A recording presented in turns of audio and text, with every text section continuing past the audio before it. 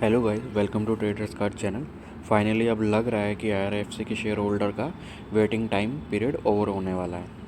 अब ये share last year IPO आया था इसका, तो मोस्ट ऑफ जो इसमें शॉर्ट टर्म बेट के लिए जिन्होंने इस शेयर में एंट्री ली होगी या आईपीओ में उनको मिला होगा, तो वो ऐसा फील कर रहे होंगे कि हम इस शेयर में अटक गए हैं, क्योंकि इसका जो ऑफ़र प्राइस था, आईपीओ का ऑफ़र प्राइस था, वो 26 रुपीज़ था और लिस्ट हुआ था ये 25 रुपीज़ में।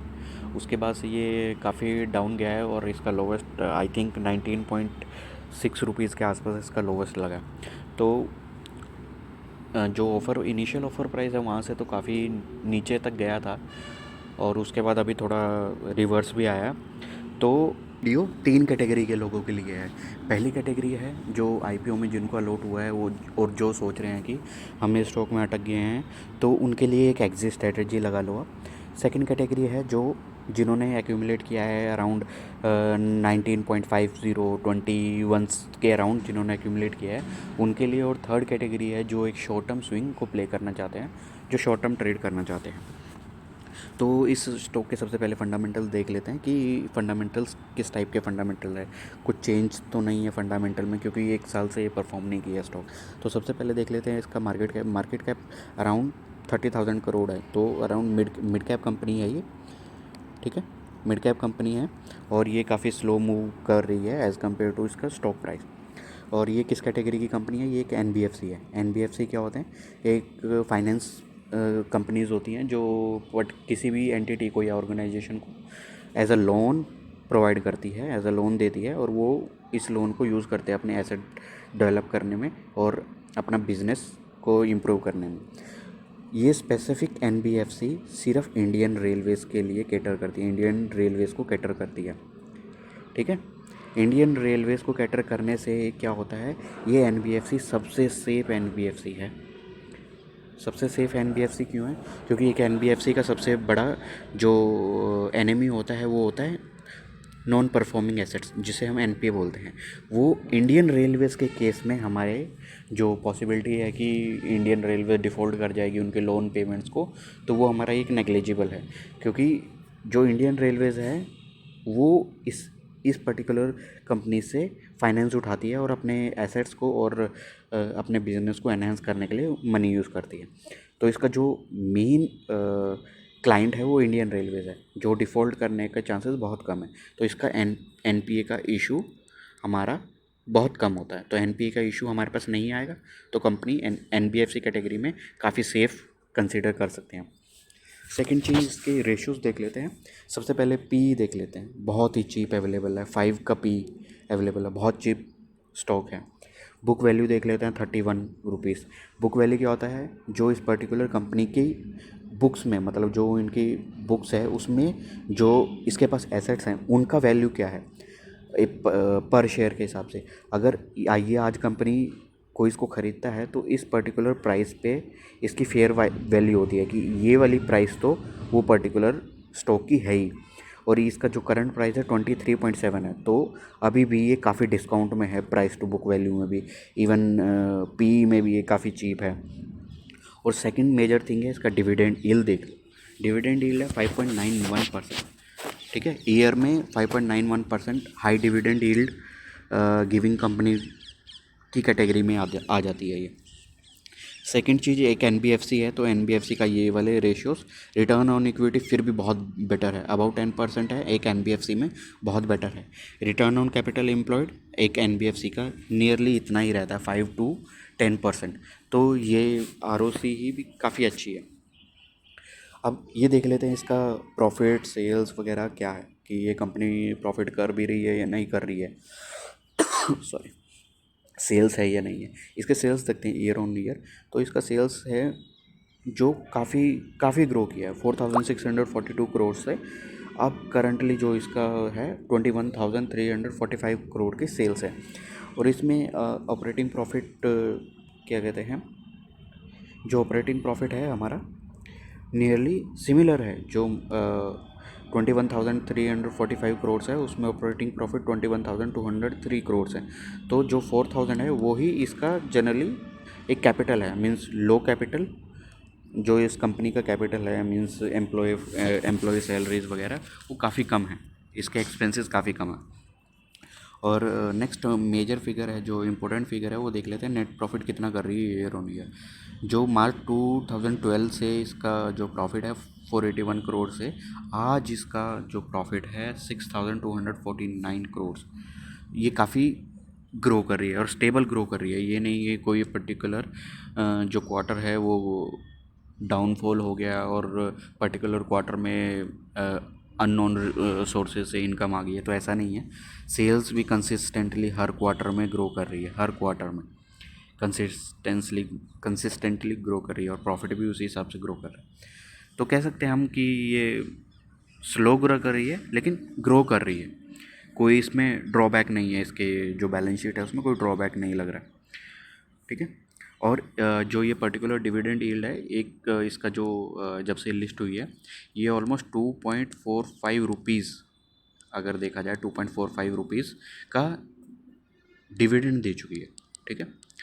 अब ये परसेंटेज टर्म में अगर देखा जाए तो क्या होता है, अगर इसका आईपीओ ऑफरिंग प्राइस हम देखें, आईपीओ ऑफरिंग प्राइस 26 रुपीज़ का कंसिडर करते हैं, 26 रुपीज़ के हिसाब से 2.45 rupees means around 9.04, I think 9.04%, तो जस्ट इसका डिविडेंड से रिटर्न मिल चुका है। अगर स्टॉक प्राइस नहीं भी मूव किया तो भी 9.45% तो एज ए डिविडेंड मिल चुका है हमें, ठीक है। तो ये भी एक एडवांटेज है हमारे पास। सेकंड देख लेते हैं इसका सेल्स। अभी हमने नंबर्स देखा कंसिस्टेंटली ग्रो कर रहा है, एक्चुअल में कितने परसेंट से ग्रो कर रहा है। जो हमारा 3 ईयर का सेल्स का ग्रोथ है, कंपाउंडेड सेल्स ग्रोथ का 22% है। 10 ईयर का अगर लॉन्ग टर्म का भी देखे जाए 16% है, अबाउट 10% मैं कंसिडर करता हूँ वो अच्छा ग्रो कर रही है कंपनी। और सेल्स तो अगर सेल्स का नंबर ठीक ठीक लग रहा है तो प्रॉफिट्स का नंबर देखिए आप, प्रॉफिट्स की स्पीड से ग्रो कर रहे हैं। मीन्स अगर देखा जाए 10 ईयर का जो प्रॉफिट ग्रोथ है CAGR, वो 29% से ग्रो कर रहा है, वेयर 3 ईयर का अराउंड 40%। तो काफ़ी अच्छी स्पीड से ग्रो कर रहा है। इसका स्टॉक प्राइस मूव करने का एक ही रीज़न मेरे को लगता है कि इस पे जो लेबल लगा है ना, वो PSU का लेबल लगा है, प्राइवेट सेक्टर अंडरटेकिंग का, गवर्नमेंट अंडरटेकिंग का जो टैग लगा है, उसकी वजह से इसका स्टॉक प्राइस मूव नहीं कर रहा। अदरवाइज़ फंडामेंटल्स के काफ़ी बेटर है। मैं ये नहीं बोलता कि ये स्टॉक मल्टीबैगर रिटर्न देगा कि नेक्स्ट 2-3 ईयर्स में ये 4-5 टाइम्स का रिटर्न दे देगा, पर एक्सपेक्ट मैं करता हूँ जिस हिसाब से इसके फंडामेंटल हैं, तो एक्सपेक्टेड है ये 15 से 16% तक एनुअली रिटर्न्स दे सकता है।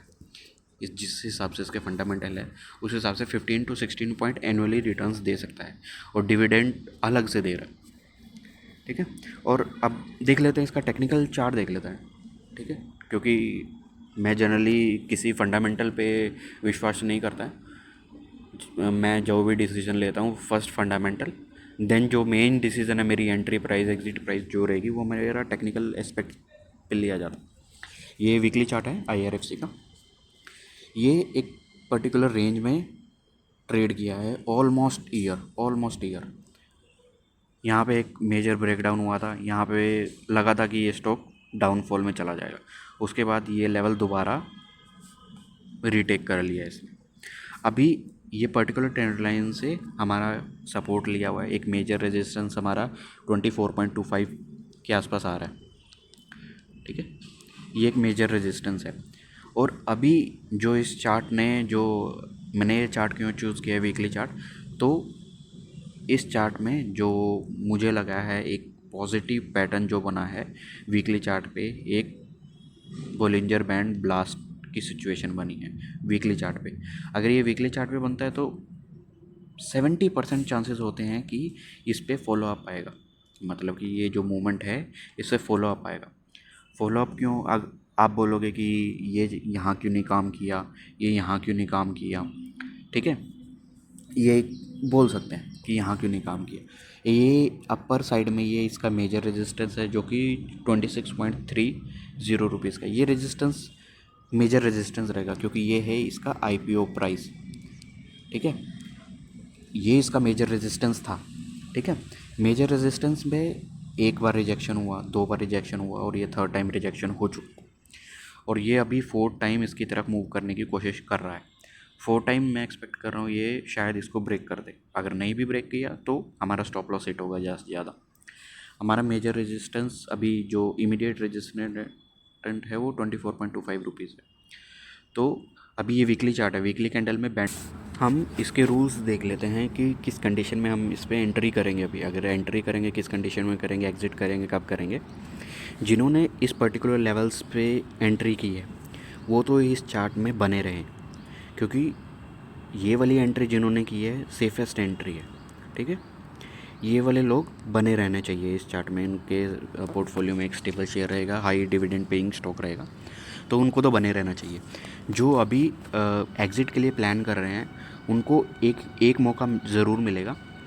अब हमें इसमें एंट्री के लिए देख लेते हैं। सबसे पहले अभी ये वीकली चार्ट है, इस वीकली चार्ट के हिसाब से अगर ये पर्टिकुलर लेवल पे हमारा एक और माराबुजू कैंडल, डेली कैंडल, ये तो वीकली कैंडल्स हैं, डेली कैंडल इस पर्टिकुलर लेवल पे अगर हमें क्लोज़ मिलती है, इसके ऊपर क्लोज़ मिलती है, प्रीवियस वीक की कैंडल के क्लोज़ के ऊपर डेली क्लोज़ मिलती है, तो इमीडिएट एंट्री कर सकते हैं।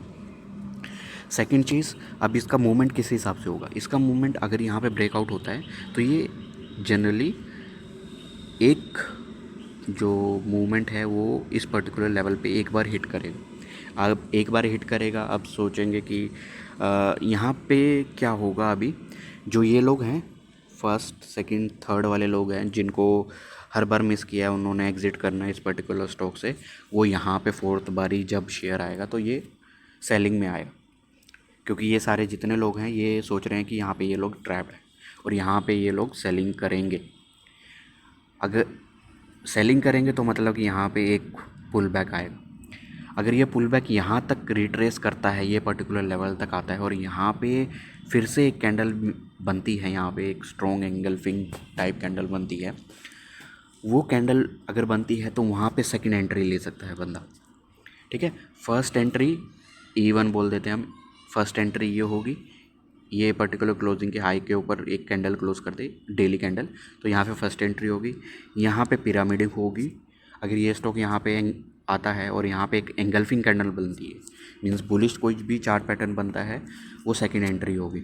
ठीक है, और जिसको एग्ज़िट करना है यहाँ पे IPO प्राइस पे एग्ज़िट करना है, वो इस पर्टिकुलर प्राइस पे अपना GTT ऑर्डर लगा के छोड़ सकते हैं, क्योंकि यहाँ पे इमीडिएट इस लेवल को ब्रेक करना बहुत मुश्किल है इसके लिए। ठीक है, तो वो लोग जो IPO में ट्रैप हो रहे हैं, ऐसा सोच रहे हैं जो, वो यहाँ पे एग्ज़िट कर सकते हैं। GTT ऑर्डर ही लगाना, क्योंकि यहाँ पे आपको एग्ज़िट करने का ज़्यादा मौका नहीं मिलेगा। सेकंड, अगर ये पुल बैक हो रहा है यहाँ पे आप पिरामिडिंग करोगे, फ्रेश एंट्री ले सकते हो।